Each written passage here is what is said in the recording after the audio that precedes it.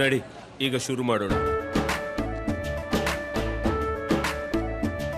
ಕೇಸರಿಯಿಂದ ಮನೋಲ್ಲಾಸ ಮನಸ್ಸು ಮತ್ತೇರಿ ಕುಣಿದಾಡಿದೆ ನೋಡು, ಮನಸ್ಸು ಮತ್ತೇರಿ ಕುಣಿದಾಡಿದೆ ನೋಡು.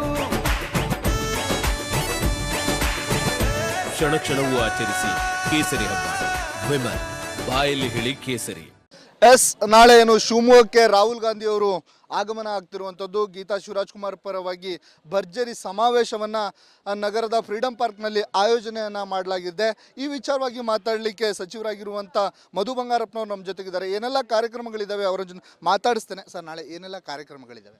ನಾಳೆ ರಾಹುಲ್ ಗಾಂಧಿ ಅವರು ಬರ್ತಾರೆ. ಎಲೆಕ್ಷನ್ ಟೈಮ್ ಇರೋದ್ರಿಂದ ಎಲ್ಲರದ್ದು ಟೈಮ್ ರಿಸ್ಟ್ರಿಕ್ಷನ್ಸ್ ಇರ್ತದೆ. ಸೊ 12 ಗಂಟೆಗೆ ಬಂದು 1.5 ತಾಸು ಇಲ್ಲಿರ್ತಾರೆ ಟೋಟಲ್ ಅವರು. ಸೊ 11 ಗಂಟೆಗೆ ನಮ್ಮೆಲ್ಲ ಜನರು ಸೇರಿಕೊಂಡು ಮತ್ತು ಬೇರೆಯವರೆಲ್ಲ ಪ್ರಚಾರದ ಬಗ್ಗೆ ಮಾತಾಡ್ತಕ್ಕಂಥದ್ದು, ರಾಜ್ಯ ಮಟ್ಟಕ್ಕೆ ಸಂದೇಶ ಹೋಗ್ತಕ್ಕಂಥ ಇದು ರಾಜ್ಯ ಮಟ್ಟದ ಒಂದು ಎಲೆಕ್ಷನ್ನು ಸಮಾವೇಶವನ್ನು ನಾವು ಆಯೋಜನೆ ಮಾಡ್ಕೊಂಡಿದ್ದೀವಿ.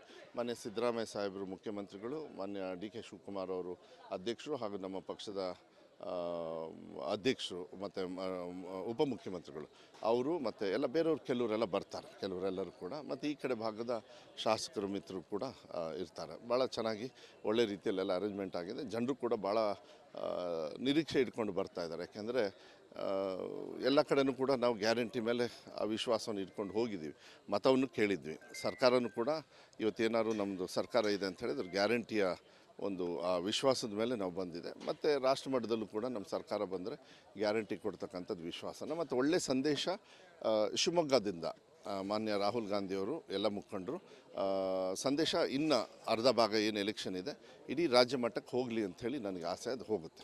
ಎಷ್ಟು ಜನ ಸೇರ್ತಾರೆ ಸರ್? ಏನೆಲ್ಲ ಯಾವ್ಯಾವ ಕಡೆಯಿಂದ? 1 ಲಕ್ಷ ಜನರು ಬರ್ತಾರೆ ಅಂಥೇಳಿ. ಹೊನ್ನಾಳಿ ಮತ್ತು ಚನ್ನಗಿರಿಗೆ ಮಾತ್ರ ನಾನು ಅವರು ರಿಕ್ವೆಸ್ಟ್ ಮಾಡ್ಕೊಂಡಿದ್ದಾರೆ. ಅವರು ಕೂಡ ಯಾಕೆಂದರೆ ಹತ್ತಿರ ಆಗೋದ್ರಿಂದ ಸ್ವಲ್ಪ ದಾವಣಗೆರೆಯಲ್ಲೂ ಚುನಾವಣೆ ಇರೋದ್ರಿಂದ ಆ ಕಡೆ ಬರ್ತಾರೆ ಅಂಥೇಳಿ. ಅದರ್ವೈಸ್ ಎಲ್ಲ ಈ ಕಡೆನೇ ಮಹಿಳೆಯರ ಸಂಖ್ಯೆ ಜಾಸ್ತಿ, ಹೆಚ್ಚು ಕಮ್ಮಿ ಜಾಸ್ತಿ ಇರ್ತದೆ ಮಹಿಳೆಯರ ಸಂಖ್ಯೆ. ಪ್ರತಿ ಹಳ್ಳಿಗಳಿಗೂ ತಲುಪ್ತಿದ್ದೀರಾ, ಆ ಗೆಲುವಿನ ಹಿಂಟ್ ಸಿಗ್ತಿದೆಯಾ ಅಂತ? ಇಲ್ಲ, ನಾವು ಗೆಲುವಿನ ಹಿಂಟ್ ಎಲ್ಲಿ ಸಿಗ್ತದೆ ಅಂತ ಹೇಳಿದರೆ ಅದು ಜನರ ಮೇಲೆ ವಿಶ್ವಾಸ ಇರ್ತದೆ. ಯಾವಾಗಲೂ ಕೂಡ ಹೋದಾಗ ಪ್ರಶ್ನೆಗಳನ್ನು ಹಾಕ್ತಾರೆ, ಅಭಿವೃದ್ಧಿ ಆಗಿಲ್ಲ, ಇಲ್ಲ ನೀವು ಈ ಕೆಲಸ ಮಾಡಿಲ್ಲ ಅಂಥೇಳಿ. ಅದು ಬಂದಿಲ್ಲ. ಒಂದೇ ಒಂದು ಮಾತು ಹೇಳ್ತಾರೆ, ನಮ್ಮ ಕಷ್ಟ ಕಾಲಕ್ಕೆ ಸರ್ಕಾರ ಸ್ಪಂದನೆ ಆಗಿದೆ, ಮಾತು ಏನು ಕೊಟ್ಟಿದೆ ಅದು ಉಳಿಸ್ಕೊಂಡಿದೆ.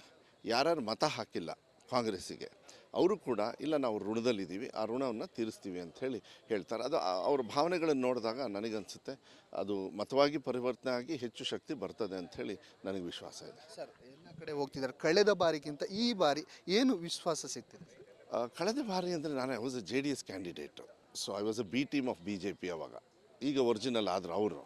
ಆದರೆ ಇವತ್ತು ಭಾಳ ಡಿಫ್ರೆನ್ಸ್ ಇದೆ. ಇವತ್ತು ಕಾಂಗ್ರೆಸ್ಸಿಗೆ ಇಟ್ಟಿರ್ತಕ್ಕಂಥ ವಿಶ್ವಾಸ, ಆ ಪರಂಪರೆ, ಕಾಂಗ್ರೆಸ್ಸಿನ ಸಹಕಾರದ ಪರಂಪರೆ ಏನಿದೆ, ಕಾರ್ಯಕ್ರಮಗಳು, ಬಂಗಾರಪ್ಪಾಜಿಯವರು ಅವರು ಮುಖ್ಯಮಂತ್ರಿಗಳಿರ್ಬೇಕಾದ್ರೆ ಅದನ್ನು ಭಾಳ ನೆನೆಸ್ಕೊಳ್ತಾರೆ. ಏನು ಉಚಿತವಾಗಿ ಪಂಪ್ ಸೆಟ್ ಕೊಟ್ಟರು, ಆಶ್ರಯ ಮನೆಗಳು. ಈಗ ಜನರಿಗೆ ಅದು ಗೊತ್ತಾಗ್ತಾ ಇದೆ, ಸರ್ಕಾರ ಅಂದರೆ ಹೆಂಗೆ ಏನೇನು ಕೆಲಸ ಮಾಡಬೇಕು ಅಂತೇಳಿ ಅವ್ರಿಗೆ ತಿಳುವಳಿಕೆ ಮೇಲೆ ಮತ ಹಾಕ್ತಕ್ಕಂಥ ಒಂದು ವಿಶ್ವಾಸ ಇದೆ.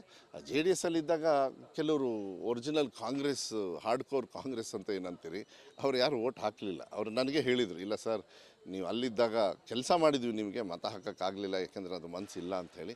ಐ ಥಿಂಕ್ ಅದು ತುಂಬ ದೊಡ್ಡ ಮಟ್ಟಕ್ಕೆ ನನಗೆ ಎಫೆಕ್ಟ್ ಆಯಿತು. ಬೇಜಾರೇನಿಲ್ಲ,